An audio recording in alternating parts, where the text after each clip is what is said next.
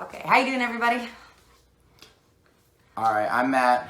I'm Heidi, and today we got this video on YouTube. It's called "Let's Check If You Are Brainwashed About India." So basically, the title, is a little ominous. Just kind of like, are we? I mean, personally, I would say I've never been. Personal opinion, but I'm sure this video is going to kind of enlighten on the different views from the other side, or maybe just some misconceptions, or kind of just some kind of stereotypes that might lead into what might make certain people think they are, but I'm sure this video is obviously gonna allude to that. Yeah, I'm not really sure what to expect, but yeah, I definitely have an idea.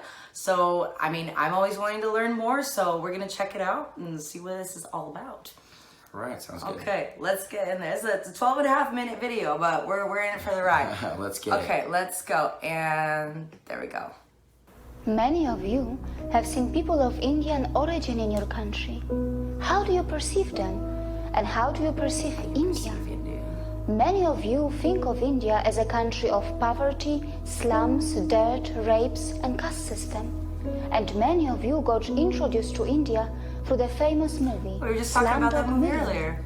And then there are some of you who know India for its Bollywood and yoga. I do like yoga. Well, it is not entirely your fault that you think this way, and there is no doubt that India does have its imperfections, but India is definitely not what we are shown in our countries. Like many of you, I was also a victim of the mainstream media in my country until I ended up living in India and started to keenly observe this country. And of course, to understand India and its mechanism, one really needs to have fine-tuned senses. Yeah, it's true. I like Next that time you point see Indians in a your lot of times country, we're very remember ignorant. We learn that their most of country is what we being know transformed from into social something media like this. and, However, movies. you are It's mostly not all shown accurate. only that. And of course, many of you were never told that for many years India has been one of the fastest growing major economies of the world. Are you worried that Indians are stealing your jobs in your countries? No, you are not fully informed. Stealing Perhaps jobs. you do not They're trying know to make that a living. Indians are also providing thousands of jobs in your country, and they are doing it in different parts of the world. There are more than 800 Indian companies in the UK, which employ around 110,000 people. In the USA, Indians-owned firms employ more than 600,000 employees. This is very Have you more of noticed like, that when the media in the wool West over talks your about eyes rapes in India, video. they rarely talk about the rape much. rate statistics, and Oh, geez. probably it is because India is nowhere close to the Western countries in rape rate. India. Yes, I'm aware that while talking about rape, one must consider things like underreporting, marital rape, homosexual rape, false filing, law of rape, conviction rates, and many other factors. And that is why I sincerely recommend you to dig a bit deep into this and analyze where your This is own weird, country 'cause I've never stands thought any of before you this become a about, victim of the mainstream or fake stream anybody media. from India or By Hindu the people way, or anything like were that. you I've never also even put told them in this that the so-called developed spectrum. countries do So, not only have a I'm much just one higher person, I rape guess. rate, but also mean, talking their about citizens travel rape rates abroad headed- to rape the citizens of Yeah, poor maybe we countries? consider Europe, Well, North most- America, most- Australia, most New people Zealand that are some of Hindu the or from main India sources that of I've learned are international pretty child nice, sex so tourists I would never who even perform think this for a sex second. crimes in other countries. Were you also told that many Western women travel abroad to enjoy female sex tourism?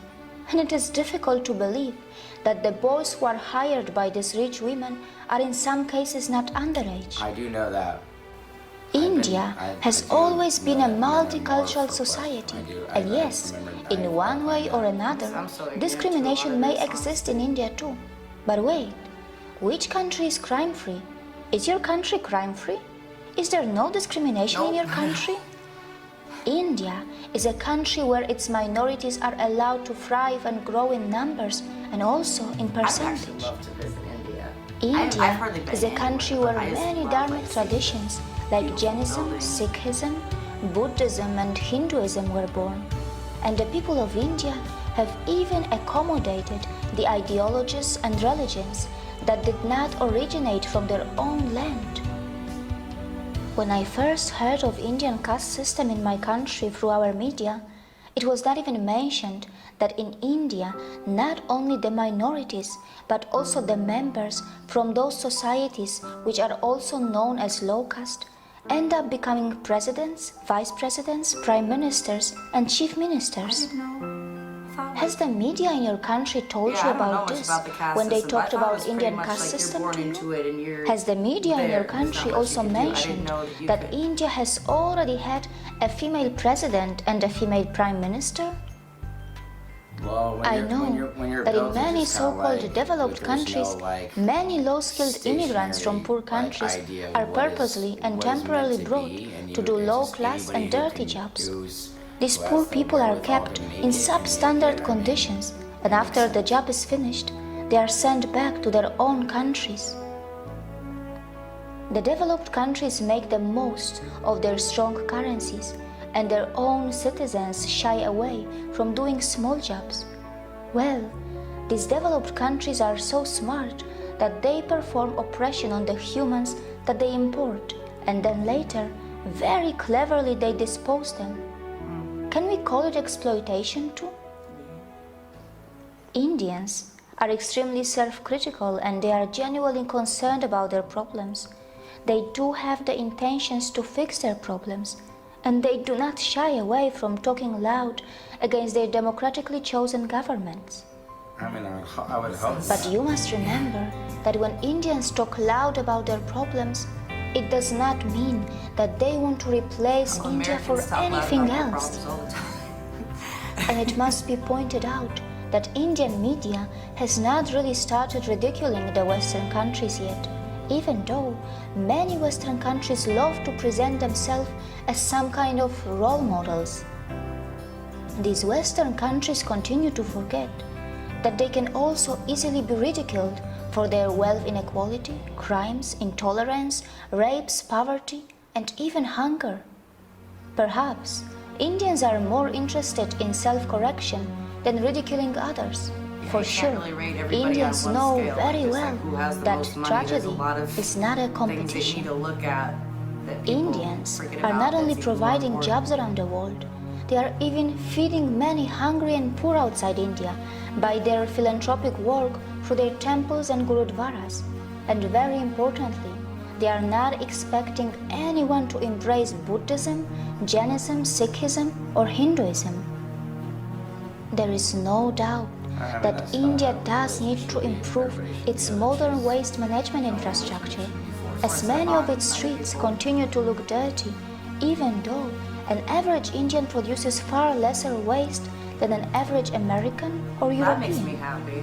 Also, the per capita emissions from India are so low in comparison to the USA or China, and Indians are nowhere close to the West when it comes to historical emissions.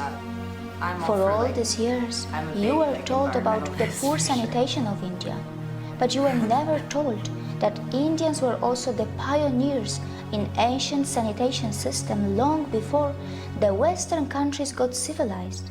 But of course, it shouldn't matter today. Even after 70 years of its independence, India is still not open defecation free. The government of India is running some massive scheme to build millions of toilets, and only time will tell if that is going to be enough or not.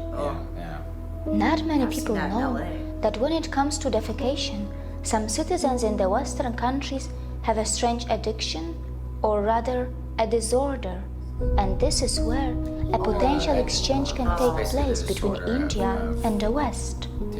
India can bring the latest sanitation system techniques from the West, and the West can benefit from the authentic yoga from India that can help those Western citizens who are suffering from such disorders or addictions. No, it makes sense. It makes sense. But of course, it can only happen if the Western societies are brave enough to address their embarrassing problems and not just sweep them under the rug, as it is very well known that such kind of disorders and addictions have been reflecting in the Western adult film industry as well. Not many people know that India has nuclear weapons, and it is said that India has the fourth strongest military in the world. But India does not believe in muscle flexing like China or the USA, and neither it believes in expansionism. And yes, India is not a world leader in everything. It's not a world leader in earning money by selling weapons. It stands nowhere when it comes to earning money by selling crude oil. However, its space agency, ISRO, does earn money by sending satellites in space for a very cheap price, fulfilling the satellite dreams of poor countries, and also by helping the advanced countries which want to save money. India is not a leader in the porn industry, and neither it is a top destination for sex tourism.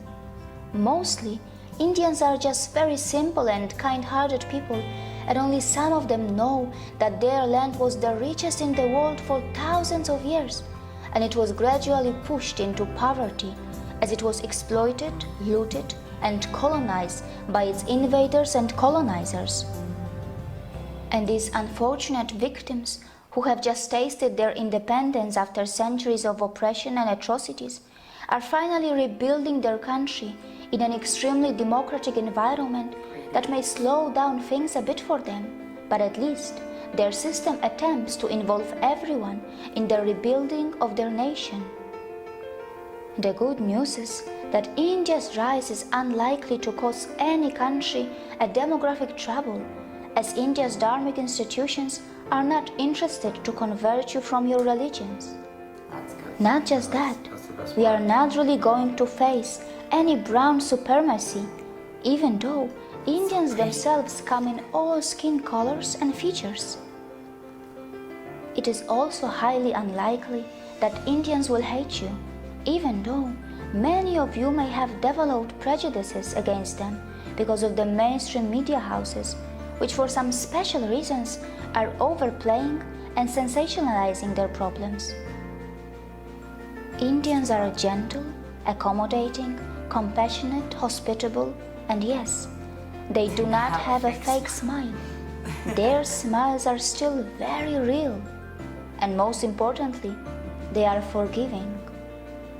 Look how they even welcome the people from the land of their ex-colonizers in their country, even today. Before you comment on India, remember that the countries which were never colonized will not easily understand what it means to suffer from a post-colonial identity crisis. India may have its imperfections, and in this process of rebuilding, it will make its share of mistakes, and it will learn from them. I mean, we all have to do that, right? Perhaps we also need to learn how to build a relation with Indians on equal terms, with mutual respect, without feeling superior or inferior, while focusing a bit more on ourselves to address our own embarrassing problems. See you again. That was interesting. Okay. Okay. I mean, Yeah, definitely like highlighted certain things. I mean, certain prejudices. I'm sorry, that certain people might have about India. I mean, me personally, stereotypes, prejudices. Yes. I mean, certain people that might have like, certain things against people when they see the color of their skin. I mean, it happens all the time. I mean, especially now with all, the,